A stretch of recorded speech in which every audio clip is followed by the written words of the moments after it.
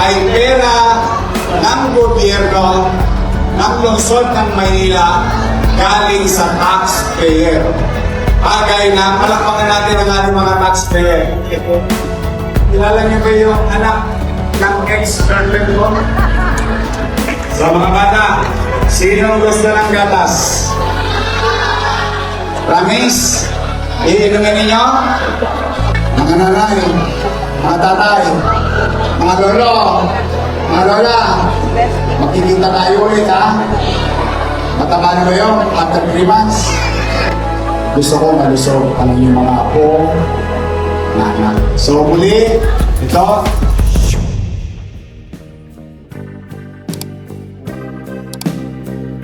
Isip pa ba kayo? Pagkitiyan natin ha. Toys, saan ito? Gitna. Doon, hanggang doon. Kanan. Ito, wakalin. Hi! Hello!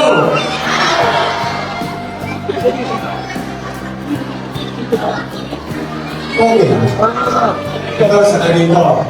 Hi! Hello! This year. Mas malakas kayo. This year. Ano kaya kayo dyan? Kayo naman dyan. Hi! Hello! Gising na gising. Ang mga bata ay mahal ng Ay, mahal mo po pa. Magandang umaga sa inyong lahat. Excited na ba kayo mga nanay? Alam niyo, mahal mga gatas.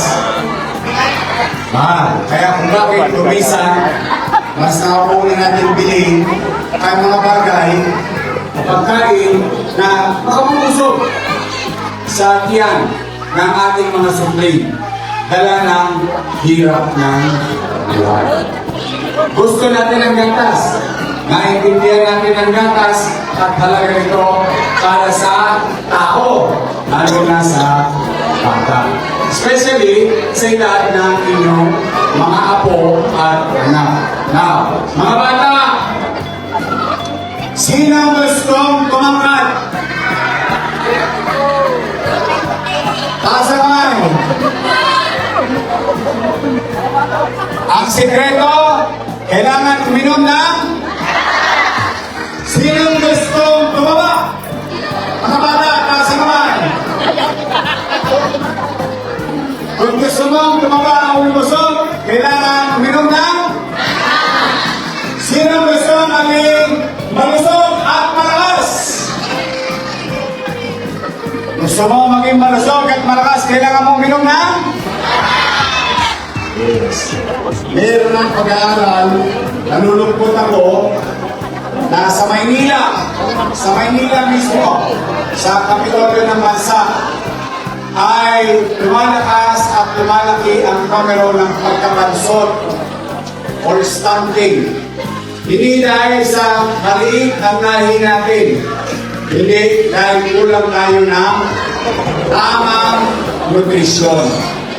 Ngayon, masaya ako ngayong araw nito sapagkat meron na akong gatas sa mga lolo't lola ko na spoiled sa akin. Ang nasimulan ko na yun, nagtutuloy-tuloy pa rin yun.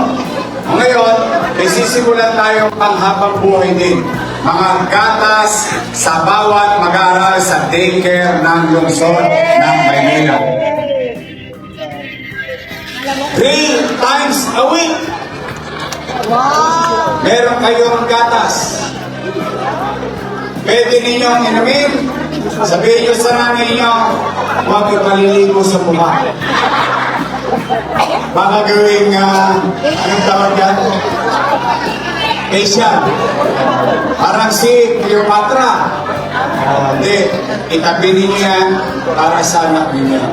Yan ay pera ng gobyerno ng lungsod ng Maynila galing sa taxpayer. Bagay na palakpakan natin ang ating mga taxpayer. So po, sinabi nila na dapat yan, ang ibinili ko dyan ay imported na gatas.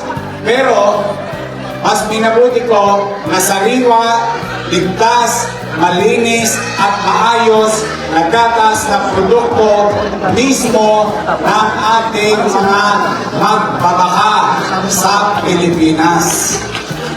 Kaya ang gusto ko, mga nanay, sino kasi nidara ko rito? Nasa kaya, mga batang yumalang, masarap ba yung gatas ng araw? Kasi ako ay katulad nyo rin, produkto ng daycare sa Delpan. Yung Gat Andres Bonifacio Hospital, dati yung tulungan center. Doon mayroong daycare. Doon ako nag-aral ng daycare. At sa Rosario Almario Elementary School ako nag-aral. Nung araw, meron kaming nutriban at clean. Powder milk, clean. Balik mo lang. Milk. Yun ang binibigay sa amin. Kaya kung bakit, mga bata, matitigas ang buko namin. Ang bilis namin tumaas at tumangkad. Mabilis kaming lumaki. Dahil sa ginagawa ng pamahalaan at that time, national government. At this time, ang inyong lungsod ng Maynila ang gagawa. 3 buwan. At pag nag-expire 3 buwan, tira tayo ulit ng 3 buwan. Kahit wala tayong pera, maghahanap ako ng pera para lang lumusog ang mga batang Maynila. Sa tulong ng mga pusyal natin na nandito, at saka yung sa natin pusyal, kilala niyo ba yung anak ng ex-girlfriend ko? Si Joaquin, nandito si Joaquin, si Irma, Junior, Ibay, Ian, Aga, nandito, yan, kompleto. At tapos sabi dito, yung representative ng ating Congressman, Ernest Eunicio. Ang ating Vice Mayor, ang partner natin sa kooperatiba, at MHD, at saka ating MSW, no? At NDA. Nandito rin ang hininga natin ng gabay. Ang ating DOH partner. Palakpakan natin ang ating DOH. Sa mga bata, sinong gusto ng gatas? Promise? Iinumin ninyo? Talaga? Araw-araw kasi gusto ko, mga bata, malusog kayo at tumakot kayo agad. Pag malaki na kayo, pwede na kagad mag-elementary. Sino ang gusto mag-grade 1? Grade 2? Sino ang gusto maging engineer? Maging doktor? Lawyer? Kita ninyo? Yan, pinagpapasalamat din natin. Mga nanay, tatay, palakpakan natin ang ating mga chairman. Yun. Tingnan niyo si Alfonso. Puro gatas ang tinira niya.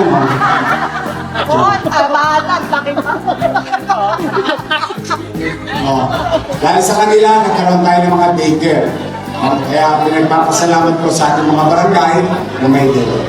So kumarata kayo mga nanay. Mamaya, may gatas sa anak nyo, pero special, meron pa kayong wow, pasta.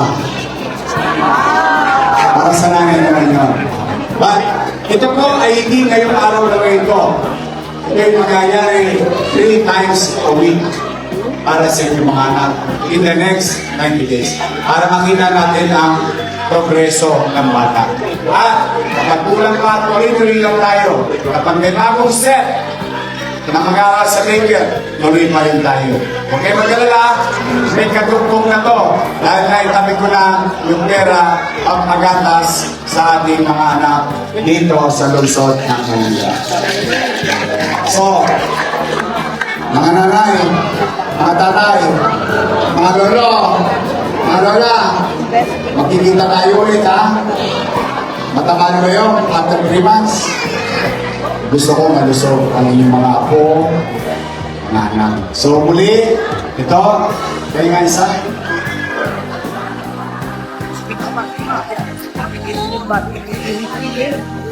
Years of friends. They want to It's your